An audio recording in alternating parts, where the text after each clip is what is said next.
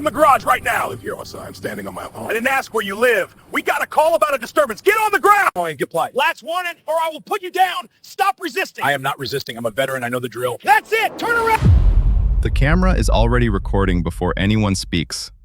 A fixed view of a quiet residential frontage, a driveway, a front lawn. No crowd, no movement suggesting urgency. According to the footage, nothing in the frame indicates an active crime in progress. What the camera does not announce, but the record later confirms, is that the man standing on his own property is a black war veteran.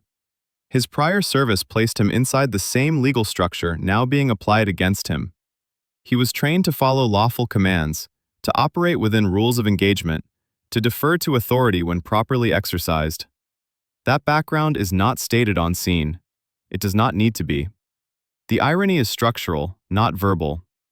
The officer enters the frame and initiates contact. The footage shows no visible weapon, no trespass, no attempt to flee. The location matters. This is not a roadway. This is not a public disturbance. This is a private residence. From the moment the officer chooses to escalate the encounter beyond conversation, the legal margin narrows. The first decision point appears immediately. The officer elects to assert control rather than disengage. According to constitutional standards later cited in public filings, a lawful arrest requires probable cause. The camera does not record an offense that would satisfy that threshold. From this point, the outcome narrowed. As the interaction continues, the veteran remains within the boundaries of his property. His posture is visible. His movements are slow. He does not advance. He does not attempt to leave. The officer issues commands that presume authority rather than establish justification. Each instruction carries legal weight. Each unchallenged command removes a potential exit. What follows is not sudden, it is procedural. The decision to detain converts the encounter into a seizure. The decision to restrain converts it into an arrest. At no point does the footage show conduct that would later be identified as a lawful trigger. This decision could not be undone. The significance of the arrest is not emotional, it is structural. A man trained under military discipline is subjected to force on his own lawn without a cause articulated on camera. The system he once served now documents itself acting without the safeguards it requires. The final consequence is not announced at the scene. It arrives later, through filings and settlement records. The city would ultimately agree to a $1.1 million payout. No admission of wrongdoing is recorded in the settlement itself. The number stands alone, fixed and irreversible. This incident does not rely on testimony. It relies on footage. What the camera captures, the record must reconcile. And once the sequence is complete, the process moves forward without discretion. The footage establishes legitimacy before it establishes conflict. The veteran remains on his own property. The boundaries are visible. The driveway meets the lawn. The structure of the home frames the encounter. According to the camera, there is no entry into public space and no incursion onto another's property. This matters under Fourth Amendment standards governing seizures. A lawful detention requires reasonable suspicion. A lawful arrest requires probable cause. The video records neither being articulated. The officer's presence persists. The veteran's conduct does not change. He does not brandish an object. He does not make threats. He does not attempt to flee. His hands remain visible for much of the encounter. His voice, when audible, is controlled. The camera captures a static scene that does not evolve into danger. From this point, the legal gap begins to widen. A second decision point follows. The officer chooses to continue questioning rather than disengage. The decision removes a lawful exit. Without new information, the justification cannot strengthen. The outcome narrowed. The veteran states he is at home. The statement aligns with the visible evidence. The officer does not contradict the location. The officer reframes the encounter. Commands replace questions. Authority is asserted without foundation. Each command functions as a legal predicate that the footage does not support. This decision could not be undone. A third decision point occurs when the officer directs the veteran to comply with physical positioning. The instruction implies detention. Under constitutional analysis, later referenced in filings, A reasonable person would not feel free to leave. The seizure is complete. No offense has been recorded. The legal exposure increases. The camera angle remains unchanged. There is no cut. No external trigger appears.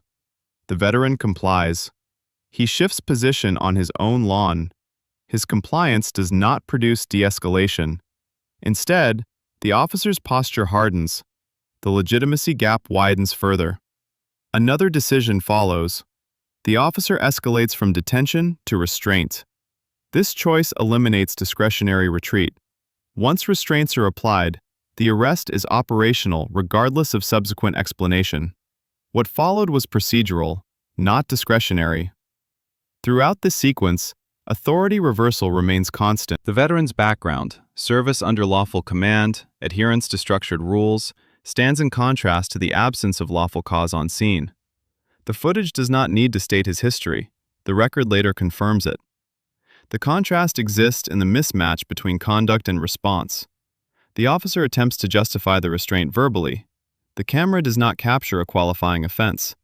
No citation is issued on scene that would later appear in the record as probable cause. The explanation does not close the legitimacy gap. The outcome narrowed again. A further decision point arises when the officer declines to reassess.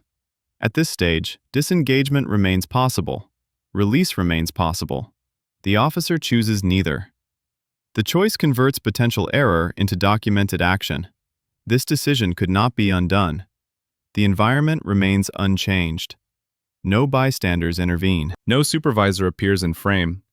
The absence of interruption allows the sequence to continue uncorrected. Institutional silence begins here, though it is not yet named. Another decision follows. Transport. The veteran is moved from the property. The removal from home transforms the incident into a custodial arrest. Each minute that follows compounds exposure. Time becomes a factor in later review. Authority reversal echoes again. The veteran, trained to submit to lawful orders, submits to orders not supported by visible cause. The officer, empowered to enforce law within limits, exceeds them, as recorded. The gap between perception and legal reality widens to a measurable distance. The camera records compliance, not resistance. This detail becomes critical in later analysis. A lack of resistance eliminates a common justification for force. The officer proceeds regardless. The decision narrows the path to resolution. Another decision point occurs during custody. The officer maintains the arrest despite no new information. Each opportunity to reassess is declined. Each decline locks the sequence further. From this point, reversal becomes unlikely. The veteran's status is not debated on scene. It does not need to be. His lawful presence is sufficient. The footage confirms location and behavior. The law requires cause. The camera records none. As the encounter concludes, the legal reality diverges completely from the officer's perception. The officer's actions are now fixed in time. The record is created. The authority that initiated the arrest no longer controls the narrative. Evidence does. What follows is not argument, it is review. The decisions taken on the lawn carry forward into filings, evaluations, and ultimately, settlement. Each decision removed a safeguard. Each removal increased liability. The path was set. The focus shifts away from the lawn and toward the structure that absorbs what happened there. Once the arrest is completed, the encounter no longer belongs to the officer alone. It enters an institutional pipeline designed to document, preserve, and evaluate conduct after the fact. The first transition is administrative. The arrest generates records, timestamps, location data, custody logs. None of these instruments ask why a decision was made. They record only that it was. At this stage, the system does not correct behavior. It preserves it. A new decision point occurs immediately after intake. The arrest is processed rather than questioned. No corrective review interrupts the sequence. The absence of intervention matters. From this point, the outcome narrowed. Supervisory mechanisms exist, but they activate passively. According to public descriptions later referenced in filings, Review processes are triggered by documentation, not intuition. If the paperwork appears procedurally complete, escalation continues downstream. This decision could not be undone. The veteran's lawful status does not disappear inside the system. It becomes more visible. Military service appears in background checks. Residence information confirms private property. None of these facts contradict the footage. They reinforce it. Authority reversal deepens as institutional records align with what the camera already showed. Another decision point emerges within internal channels. The arrest is categorized without immediate challenge. The classification allows the case to move forward as routine. Routine processing removes urgency. What followed was procedural, not discretionary. At this stage, individual perception gives way to departmental momentum. No single actor is required to reassess legality unless prompted. The system assumes validity unless flagged. The decision not to flag closes another exit. The footage remains unchanged. It does not gain context. It does not lose clarity. The institution's role is not to reinterpret the video, but to store it. The consequence of storage without review is delay. Delay increases exposure. A further decision point arises when no immediate release is ordered. The veteran remains subject to custodial procedures. Each hour logged becomes part of the record. Each entry compounds the legal footprint of the arrest. The outcome narrowed again. Institutional silence is not absence. It is continuity. The lack of interruption allows the original decision to propagate through layers of bureaucracy. Intake leads to classification. Classification leads to retention. Retention leads to later scrutiny under less forgiving conditions. Authority reversal continues in parallel. The veteran's background, structured obedience, lawful engagement, compliance under command, aligns with institutional expectations. The officer's conduct, as recorded, does not. The system now holds both narratives in the same file. Another decision point occurs when the footage is preserved without annotation. No immediate notation questions probable cause. The record remains neutral in tone. Neutrality, in this context, favors continuation. This decision could not be undone. As days pass, the case moves from operational handling to legal awareness. Counsel becomes involved. At this point, the institution no longer controls the environment. The standard changes. Decisions are measured against statutes and precedent rather than field discretion. The absence of cause visible on camera becomes central. Under review, silence on justification is not neutral. It is conspicuous. The veteran's presence at home is not contested. The lack of an offense becomes a focal point. Another decision point emerges when the institution elects to respond through legal channels rather than internal resolution. The choice acknowledges exposure without admitting fault. This decision narrows available outcomes. The system now faces its own documentation. The footage does not adapt to explanation. The records do not supply missing justification. The narrative is fixed. Authority has shifted away from the initiating officer entirely. Institutional actors prepare for consequence management rather than correction. This transition marks a collapse of discretionary authority. What remains is risk mitigation. The path forward is constrained. By the time the case reaches formal evaluation, the original scene has lost relevance as an event and gained significance as evidence. The lawn is no longer a location. It is an exhibit. The arrest is no longer an action. It is a liability vector. The institution did not create the footage. It inherited it. And once inherited, the system cannot argue with what it shows. It can only respond.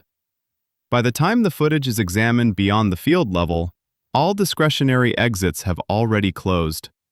The escalation did not occur in a single moment. It unfolded through a sequence of decisions that, taken together, removed every lawful off-ramp. The first collapse point appears in hindsight, not on scene. Under constitutional review standards later applied, the absence of reasonable suspicion at the initial contact becomes determinative. The camera shows no triggering conduct.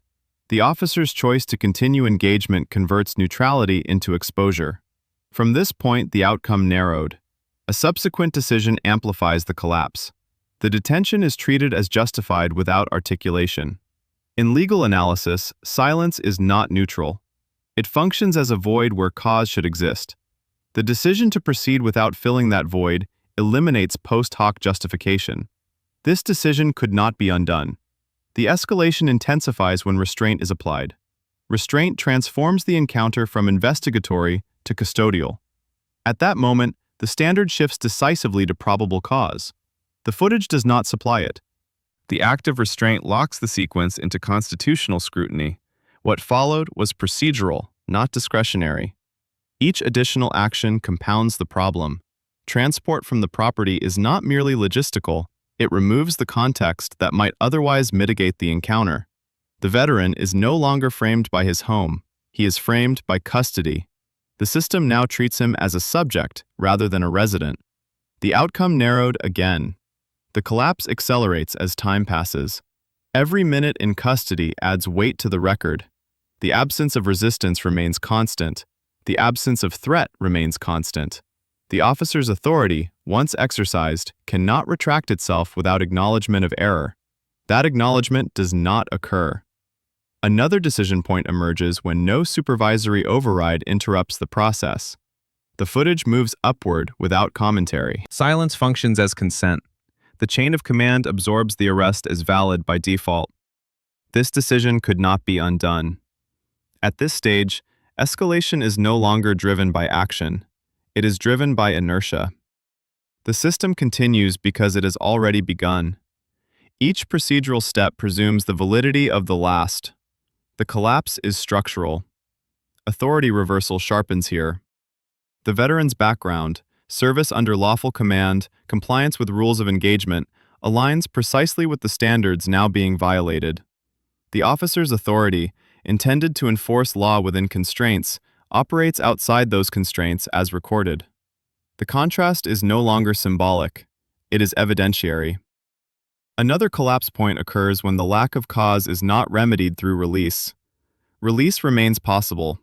The decision not to release converts exposure into inevitability. The longer the custody persists, the narrower the institution's options become. The camera captures a slowing of movement. The physical pace of the encounter diminishes, but the legal velocity increases. Each quiet moment adds clarity rather than ambiguity. The absence of urgency undermines any claim of necessity. The outcome narrowed further. As review intensifies, the escalation becomes irreversible. The footage is no longer interpreted through officer perception. It is measured against legal thresholds.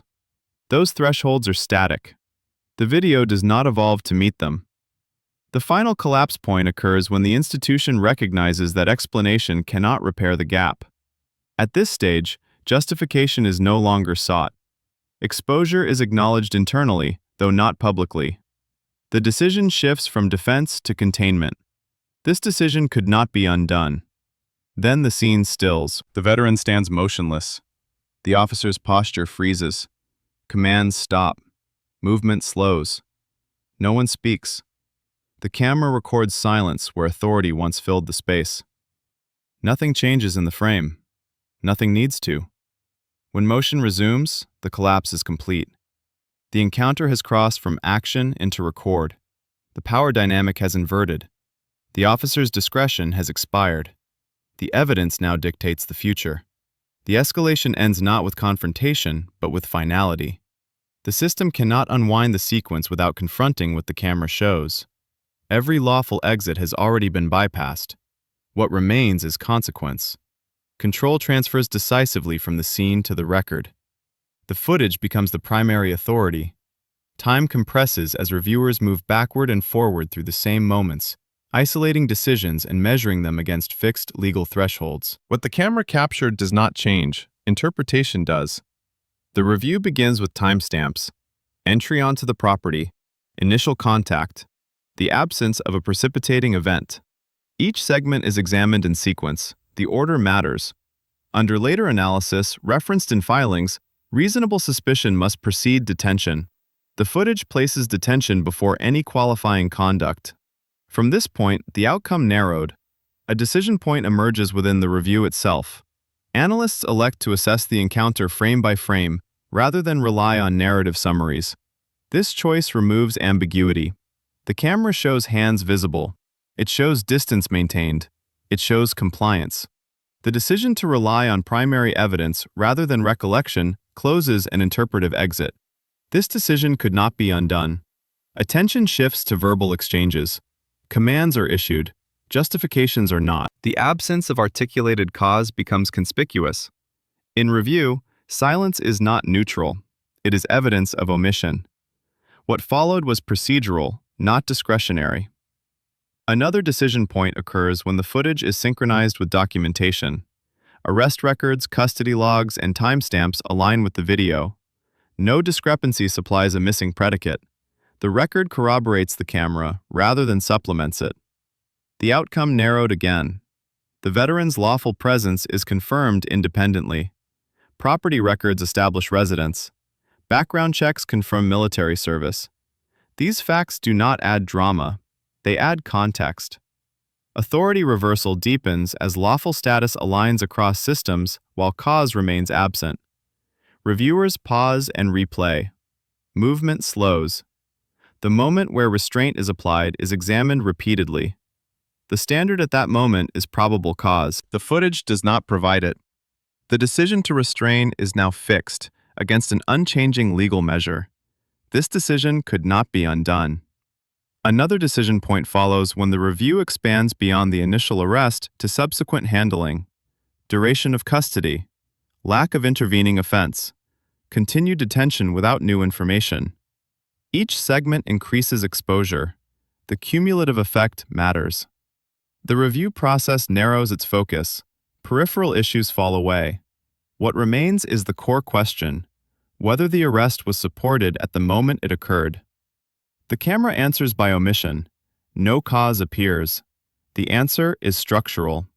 At this stage, silence returns, not on the scene, but in analysis. Reviewers note what is not present. No sudden threat. No escalation by the veteran. No emergent circumstance. The stillness recorded earlier now functions as evidence of non-necessity. A further decision point arises when the institution elects not to pursue internal justification narratives. The footage resists reinterpretation. Attempts to contextualize fail to supply missing elements. The choice to abandon narrative defense shifts strategy. This decision could not be undone. The review transitions into exposure management. Legal counsel evaluates risk. Numbers enter the discussion. Timeframes are considered. The question is no longer whether the arrest can be defended, but how its consequences will be resolved. Micro-payoffs accumulate. Footage confirms location. Records confirm custody. Timelines confirm duration. Each confirmation removes uncertainty. The authority that once controlled the scene now responds to a fixed evidentiary set. The silence moment returns implicitly. No analysis is required to see what is missing. The absence of cause is the dominant feature. The veteran's compliance remains uninterrupted throughout the record. The system confronts its own documentation. The review concludes with a narrowed set of options. Litigation exposure is quantified. Reputational impact is assessed. The path forward becomes limited and predictable. The camera has already decided the range of outcomes. The transfer of power is complete. The officer's actions are no longer evaluated in isolation. They are embedded in a record that cannot be altered. The institution prepares for resolution, not rebuttal. What follows is not debate. It is consequence, measured and final. The resolution arrives through documentation rather than announcement. Dates replace dialogue. Figures replace argument. The legal consequence unfolds along a predictable track once exposure is quantified and defenses are exhausted. Public records later reflect that the matter did not proceed to trial. Instead, the city agreed to a monetary resolution totaling $1.1 million. The settlement is recorded as a civil payout. As is standard in such agreements, it does not include an admission of liability. That absence does not alter the sequence that produced it. The number stands as the outcome. A decision point precedes the agreement. Legal counsel evaluates the footage against governing standards. The assessment focuses on the moment of arrest. Probable cause is required at that moment. The camera does not supply it. The decision to settle rather than litigate narrows options to closure. This decision could not be undone. The timing matters. The payout follows months of review and negotiation. During that period, the evidentiary record remains static. No new information emerges to support the arrest. The absence of cause persists. The outcome narrows further as time passes without corrective findings. Another decision point occurs when the city authorizes settlement funds. Authorization converts analysis into action. Budgetary approval acknowledges risk in quantifiable terms. The amount reflects anticipated exposure, not sentiment. What followed was procedural, not discretionary. The structure of the payout is formalized. Disbursement schedules are set. Releases are drafted. The veteran's claim resolves without a verdict. The legal system closes the matter through agreement rather than judgment. The closure is permanent. The officer's role concludes within the record. The settlement addresses the incident, not character. No motive is assigned. No intent is adjudicated. The resolution concerns conduct as documented. Authority reversal completes its arc here. The power to define the outcome has fully shifted away from the scene. Another decision point appears in the aftermath of payment. The city elects not to pursue further action through appellate channels. Settlement forecloses appeal. The choice prioritizes finality. This decision could not be undone. The $1.1 million figure becomes the definitive reference point. It appears in summaries and disclosures. It anchors the incident in financial reality. The number does not argue, it concludes. The veteran's status is reflected indirectly. The resolution compensates without disputing lawful presence. The record affirms that the encounter occurred at home. The absence of cause remains unchallenged. The legal consequence addresses harm without expanding narrative. Institutional language frames the outcome as risk management. Terms such as resolution and closure replace field-level vocabulary. The system speaks in neutral phrases. The effect is the same. The matter is closed. Another decision point follows when the case file is archived. Archival does not erase. It preserves. The footage remains accessible for training, oversight, and future reference. The decision to retain rather than discard embeds the incident within institutional memory. The consequence is irreversible. Funds disbursed cannot be reclaimed. Time cannot be rewound. The arrest remains recorded. The review remains concluded. The legal system marks the end of proceedings without reopening the facts. What the settlement does not do is change the footage. The video remains as it was recorded. The sequence remains intact. The absence of cause remains visible. The resolution acknowledges that reality without contest. The finality is procedural. No public hearing follows. No jury deliberates. The case exits the system through agreement. The authority that once acted now yields to closure. The legal consequence completes the chain that began on the lawn. The camera initiated it. Decisions compounded it. Review confirmed it. Payment ends it. From this point forward, the incident exists only as record, reference, and consequence. There is nothing left to decide. After the settlement is finalized, the incident no longer functions as a dispute. It becomes a reference point. The system shifts from resolution to incorporation, absorbing what occurred into policy, training, and oversight structures without commentary. Internal materials are updated. Encounter protocols emphasize articulation requirements at the earliest stage of contact. The standard is not new.